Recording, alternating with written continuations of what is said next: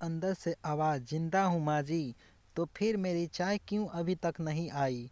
कब से पूजा करके बैठी हूँ, ला रही हूँ माँ जी। बहू चाय के साथ भजिया भी ले आई। सास ने कहा, तेल का खिलाकर क्या मारोगी? बहू ने कहा, ठीक है माँ जी, लेकर जाती हूँ। सास ने कहा, रहने दे, अब बना दिया है तो खा लेती हूँ। सास ने भजिया उठाई और कहा कि कितनी गंदी भजिया बनाई है तुमने। बहू, माँ जी, मुझे कपड़े धोने में ही जाती हूँ। बहू दरवाजे के पास छिपकर खड़ी हो गई। सास भजिया पर टूट पड़ी और पूरी भजिया खत्म कर दी। बहू मुस्कुराई और काम पर लग गई। दोपहर के खाने का वक्त हुआ। सास ने फिर आवाज़ लगाई, कुछ खाने को मिलेगा? बहू ने आवाज़ नहीं दी। सास फिर चिल्लाई, भूखे मारोगी क्या? बहू आई, सामने खिचड़ी रख दी। सास गुस्से से क्या कहा, मुझे इसे नहीं खाना, इसे ले जाओ बहू। बहू ने कहा, आपको डॉक्टर ने दिन में खिचड़ी खाने को कहा है, खाना तो पड़ेगा ही। सास ने मुंह बनाते हुए कहा, तू मेरी माँ बन जा। बहू फिर मुस्कुराई और चली गई। आज इनके घर पूजा थी। बहू सुबह 4 बजे से उठी गई।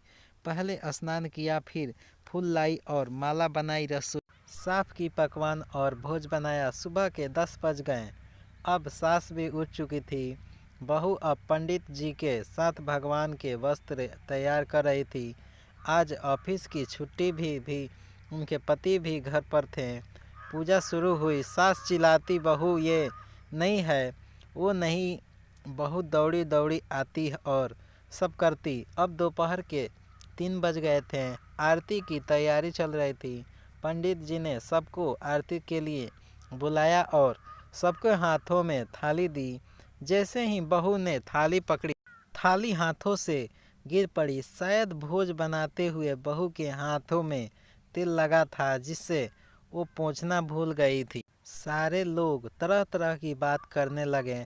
कैसी बहू है, कुछ नहीं आता, एक काम भी ठीक से नहीं कर सकती, न जाने कैसी बहू उठा लाए, एक आरती की थाली भी संभाल नहीं सकी। उसके पति भी गुस्से हो गए, पर सास चुप रही, कुछ भी नहीं कहा। बस यहीं बोले के छोड़ दिया। सीख रही है, सब सीख जाएगी धीरे धीरे। अब सबको खाना परोस जाने लगा।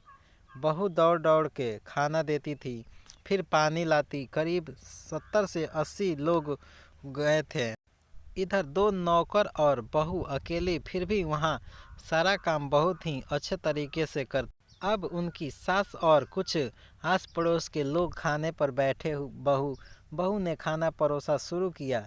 सबको खाना दे दिया गया। जैसे ही पहला निवाला सास ने खाया, तुमने नमक ठीक नहीं डाला क्या? एक काम ठीक से नहीं करती, पता नहीं मेरे बाद कैसे घर संभालोगी। आस पड़ोस वाले को तो जानते ही नहीं हो ना साहब, वो बस बहाना ढूंढते हैं नुक्से निकालने का। फिर वो सब शुरू हो गए, ऐसे खाना है, ऐसी बहू है, ये वो वगैरह वगैरह। दिन का खाना हो चुका था। अब बहू बर्तन साफ करने नौकर के साथ लग गई। रात में जगराता का कार्यक्रम रखा गया था। बहू ने भी 1-2 गीत गाने के लिए स्टेज पर चढ़ी। सास जोर से चिल्लाई, मेरी नाक मत कटा देना, गाना गाना नहीं आता है तो मत गा, वापस आ जा। बहू मुस्कुराई और गाने लगी। सबने उसके गाने की तारीफ की, पर सास मुंह फुलाते हुए बोली, इससे अच्छा तो मैं गाती थी जवानी में, तुझे तो कुछ भी नहीं आता। बहू मुस्कुराई और चली गई। अब रात का खाना खिलाया जा रहा था। उनके पति के ऑफिस के दोस्त साइड में ही ड्रिंक करने लगे। उसका पति चिल्लाता, थोड़ा बर्फ़ लाओ, तो सास चिल्लाती, यहाँ दाल नहीं है। फिर चिल्लाते, कोल्ड ड्रिंक नहीं है, पापड़ ले आओ। इधर उधर आखिरी में उसके पति की शराब गिर पड़ी उसके एक दोस्त पर और बोतल टूट गई। पति गुस्से में 2 झापड़ अपनी पत्नी को लगाते हुए कहता है, जाहिल कहीं की, देख कर नहीं कर सकती, तुझे इतना भी काम नहीं आता।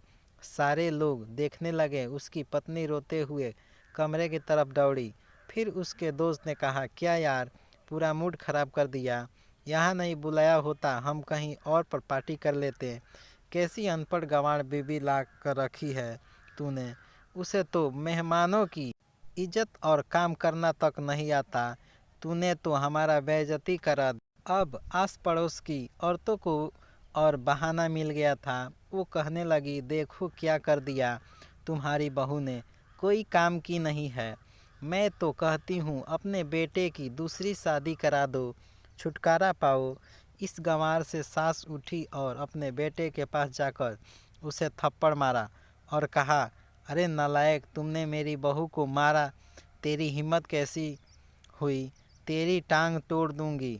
उसके बेटे के दोस्त कुछ कहने ही वाले थे कि उसकी माँ ने घूरते हुए कहा, चुप, बिल्कुल चुप, यहाँ दारू पीने हो, जबकि पता है आज पूजा है और तुम्हें पार्टी करनी है। कैसी संस्कार दिए हैं तुम्हारे माता पिता ने। और किसने मेरी बहू को जाहिल बोला? जरा इधर आओ, चप्पल से मारूंगी अगर मेरी बहू को किसी ने शब्द भी कहा तो। अरे पापी, तूने उस लड़की को बस इसलिए मारा कि तेरी शराब टूट गई।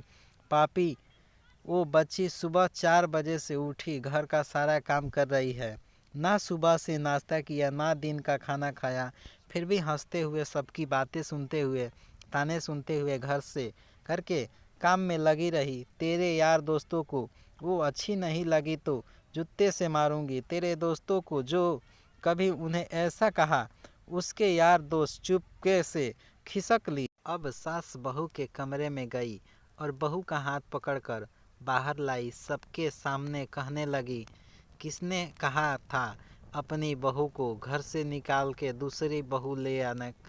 जरा सामने आओ। कोई सामने नहीं आया। फिर सास ने कहा, तुम जानती भी हो क्या इस लड़की के बारे में? ये मेरी माँ भी है, बेटी भी है। माँ इसलिए मुझे गलत काम करने पर डांटती है और बेटी इसलिए कभी कभी मेरे दिल की भावनाओं समझ जाती है। मेरी दिन रात सेवा करती है, मेरे 1000 ताने सुनती है, पर एक शब्द भी गलत नहीं कहती, ना सामने ना पीठ पीछे। और तुम कहते हो दूसरी बहू ले आओ।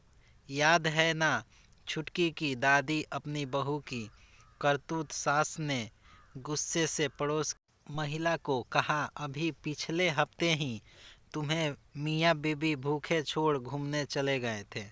मेरी इसी बहू ने 7 दिन तक तुम्हारे घर पर खाना पानी, यहाँ तक कि तुम्हारे पैर दबाने जाती थी और तुम इसे जाहिल बोलती हो। जाहिल तो तुम सब हो जो कोयले और हीरे में फ़र्क नहीं जानते हो। अगर आइंदा मेरी बहू के बारे में किसी ने एक लफ्ज़ भी बोला तो तुम मुझसे बुरा कोई नहीं होगा, क्योंकि ये मेरी बहू नहीं, मेरी बेटी है। बहू सिसकिया लेती हुई फिर कमरे में चली गई। सास ने एक प्लेट उठाई और भोजन परोस रही बहू के कमरे में खुद ले गई। सास को भोजन लाते देखा तो बहू ने कहा, अरे माँ जी, आप क्या कर रही हैं, मैं खुद ले लेती। सास ने प्यार से ताना मारते हुए कहा, डर मत, इसमें जहर नहीं है, मार नहीं डालूंगी तुझे। तुझे नई सास चाहिए होगी, पर मुझे अभी भी तू ही मेरे घर की बहू चाहिए। ऐसे बहू ने अपनी सास को रोते गले से लगा लिया। सास भी रो दी पहली बार और कहा, चल खाना खा ले। फिर मजाक करते हुए कहा, फिर मेरे पैर दबाने चले आना, और ये ख्याल मत लाना कि सास पैर बोलती है किसी दिन मैं इसका गला दबा दूंगी, क्योंकि कभी मैं भी यही सोचती थी। दोनों खूब हंसते लगे।